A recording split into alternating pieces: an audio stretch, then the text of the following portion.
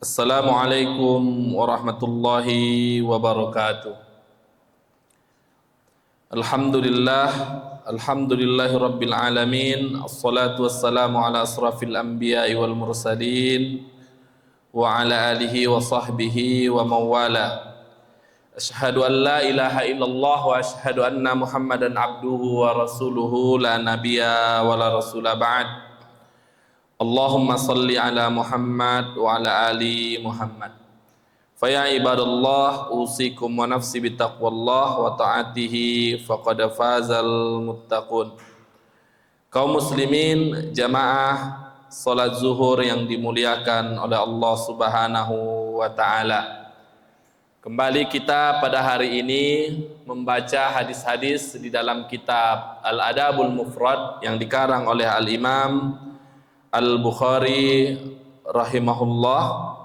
Sebelum kita bacakan kitab Adabul Mufrad, terlebih dahulu kita kembali mengulang siapa Al-Imam Al-Bukhari rahimahullah.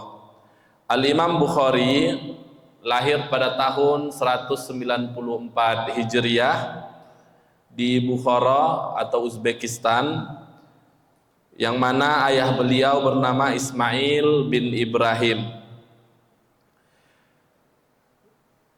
Kitab Adabul Mufrad bukanlah satu-satunya kitab yang dikarang oleh Al-Imam Al-Bukhari rahimahullah.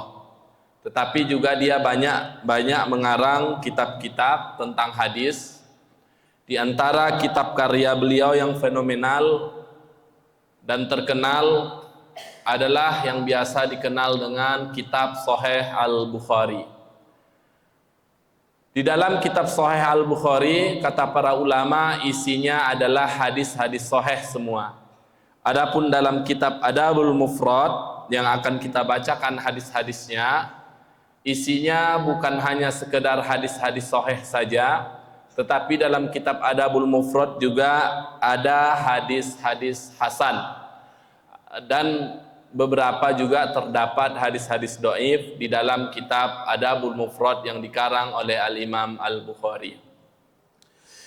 Kita kembali mengaji pada hadis bab tentang birrul walidain, berbakti kepada kedua orang tua, yang mana dalam hadis ini Abu Hurairah radhiyallahu anhu berkata, seorang pria bertanya kepada Rasulullah sallallahu alaihi wasallam, "Ya Rasulullah, man aburru?" Wahai Rasulullah, siapa yang akan saya berbakti kepadanya? Kata Nabi, ummuk. Qala summa ummuk, qala man summa ummuk. Lalu yang terakhir kata Rasulullah sallallahu alaihi wasallam, siapa lagi? Abaka, ayahmu. Artinya berbakti kepada ayah juga penting sesuai dengan hadis yang disampaikan oleh Al-Imam Al-Bukhari dalam hadis kitab-kitabnya.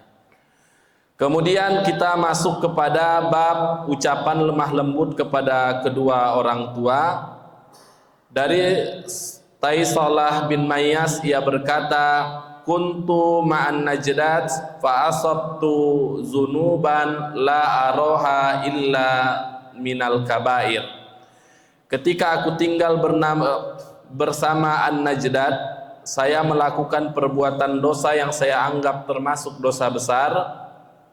Kemudian saya ceritakan hal itu kepada Abdullah bin Umar. Beliau bertanya, perbuatan apa yang telah engkau lakukan? Saya pun menceritakan perbuatan itu. Beliau menjawab, hal itu tidaklah termasuk dosa besar. Dosa besar itu adalah 9, yaitu disebutkan oleh beliau 9 dosa-dosa besar itu. Yang pertama, mempersekutukan Allah Subhanahu wa taala. Kemudian membunuh orang, lari dari pertempuran, memfitnah seorang wanita mukminah dengan tuduhan berzina, memakan riba. Di dalam hadis ini riba merupakan dosa besar. Memakan harta anak yatim, berbuat maksiat di dalam masjid, menghina dan menyebabkan tangisan kepada kedua orang tua karena durhaka kepada keduanya. Ibnu Umar lalu bertanya, apakah engkau takut masuk neraka dan ingin masuk surga? Saya jawab, iya. Jawabku lalu bertanya, apakah kedua orang tuamu masih hidup?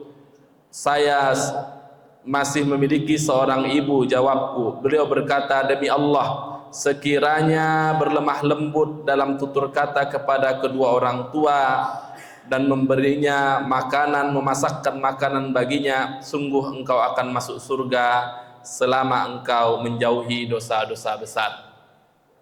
Berbakti kepada kedua orang tua merupakan salah satu pahala yang paling besar yang dijamin oleh Nabi SAW masuk ke dalam surga. Di dalam Al-Quran, wahfid lahu ma janahaz zulli minar rahmah, dan rendahkanlah dirimu terhadap mereka berdua dengan penuh kasih sayang. Di dalam ayat hadis lain, qala lam tamtani min syai'in ahabbahu, lalu ia berkata, janganlah engkau menolak sesuatu yang diinginkan oleh kedua orang tuamu.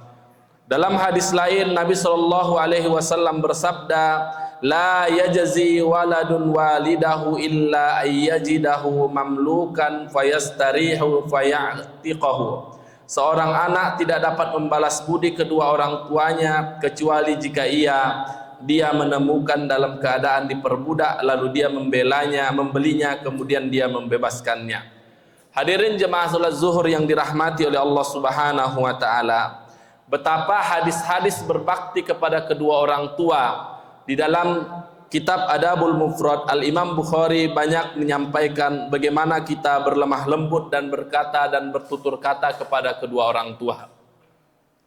Betapa hari ini mahasiswa, anak-anak remaja umur 20, 18 tahun, 21 tahun sedikit saja meninggi kata-kata itu di hadapan ibu dan bapak, sesungguhnya itu merupakan dosa besar. Apalagi anak-anak mahasiswa ketika ingin meminta jajan, meminta pembayaran SPP dan lain sebagainya, jangan sekali-kali meninggi kata-kata kita kepada kedua orang tua. Bukankah kata Allah Subhanahu wa taala, wala taqul lahuma uffin, jangan kalian katakan kepada kedua orang tua kalian, karena sesungguhnya itu bagian daripada dosa-dosa besar. Jemaah salat zuhur yang dirahmati oleh Allah Subhanahu wa taala, ada satu kisah di Arab Saudi terjadi. Ada seorang anak umur orang tua, tapi orang tuanya masih hidup. Seorang yang berbakti kepada kedua orang tuanya, kepada ibunya dalam keadaan sudah tua. Dia meninggal pada hari Jumat pada saat pelaksanaan sholat Jumat, di saat sujud. Dan dia selalu menghadiri kajian syekh itu. Kemudian dia meninggal pada hari yang baik, pada tempat yang baik, diperiksa oleh syekh itu dan dibawa ke rumahnya, lalu ditanya oleh syekh itu kepada ahli waris daripada orang tua yang meninggal itu, apa yang menyebabkan si fulan ini meninggal dalam keadaan baik, di rumah yang baik, dalam keadaan yang baik, di majelis yang baik, sehingga disampaikan oleh keluarganya, adik-adiknya dan abang-abangnya, si fulan tersebut berbakti kepada ibu kami melebihi bakti kami kepada ibu kami. Ketika kami sampai ke rumah, kami sudah dapati ibu kami dalam keadaan bersisir. Yang menyisir ibu kami itu adalah abang kami ini. Ketika kami periksa kamar-kamar mandi orang tua kami, tidak kami dapati sabun yang kami belikan di sana kecuali sabun yang sudah dibelikan oleh abang kami ini. Ketika orang tua kami ini menginginkan sesuatu dan dia ingin yang membelikan adalah salah satu di antara kami, maka dia lebih mengutamakan yang membelikan adalah abang kami ini. Ini menunjukkan jemaah salat zuhur yang dimuliakan oleh Allah Subhanahu wa taala, betapa berbakti kepada seorang ibu, ayah itu adalah balasan diberikan oleh Allah Subhanahu wa taala. Salah satunya adalah diwafatkan dalam keadaan baik. Bagaimana dengan kita hari ini? Mana lebih lama kita menelpon pacar, ini dalam tanda kutip walaupun diharamkan, para mahasiswa, mahasiswi, mana lebih lama kita menelpon lawan jenis kita daripada ibu dan ayah kita? Berapa lama jarak antara teleponan itu berapa menit? Betapa durhakanya kita kepada kedua orang tua kita. Padahal orang tua selagi dia masih hidup, bahwasanya 1 menit, setengah menit pun kita telepon dia ingin dengar suara kita, itu sudah bagian daripada nikmat yang tak terhingga yang dia inginkan ketika dia mendengar suara kita. Inilah hadis-hadis yang disampaikan oleh Al-Imam Al-Bukhari dalam kitab Adabul Mufrad, menyampaikan betapa berbakti kepada kedua orang tua itu adalah pahala yang sangat besar. Setelah ini insya Allah di dalam kitab ini kita akan melihat bagaimana Imam Al-Bukhari menyampaikan dosa-dosa durhaka kepada orang tua. Berbakti kepada kedua orang tua bukan perkara kemaksiatan. Bagaimana berbakti kepada kedua orang tua yang masih non-muslim, itu disampaikan dalam kitab Al-Adabul Mufrad. Betapa penting kitab ini untuk dikaji, terlebih lagi kalau kita mengetahui bagaimana riwayat Al-Imam Bukhari. Kita sampaikan bahwasanya Imam Al-Bukhari ini adalah seorang ulama besar, pernah dites oleh 10 ulama di kota Baghdad. 1 ulama menyampaikan 10 hadis. 1 ulama menyampaikan 10 hadis, artinya ada 100 hadis yang disampaikan kepada Al-Imam Bukhari. Karena mereka mengetahui Al-Imam Al-Bukhari mendatangi kota Baghdad dan mereka ingin tes hafalannya.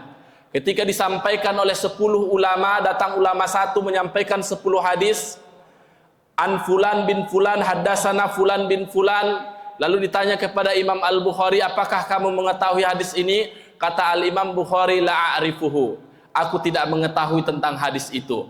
Ada 10 ulama, 10 hadis 1 ulama, 100 hadis disampaikan kepada Al-Imam Bukhari, dia tidak mengetahui satupun hadis yang disampaikan oleh ulama itu. Kata para hadirin kepada Imam Al-Bukhari, bagaimana mungkin seorang Amirul Mukminin fil hadis, orang yang hafal ribuan ratusan hadis, tapi tidak mengetahui dari 10 ulama yang menyampaikan 10 hadis 1 ulama. Tapi pada dasarnya 10 ulama yang menyampaikan itu adalah mereka takjub bahwasanya Imam Bukhari mengetahui hadis-hadis yang mereka sampaikan itu adalah memang sengaja diberi kesalahan.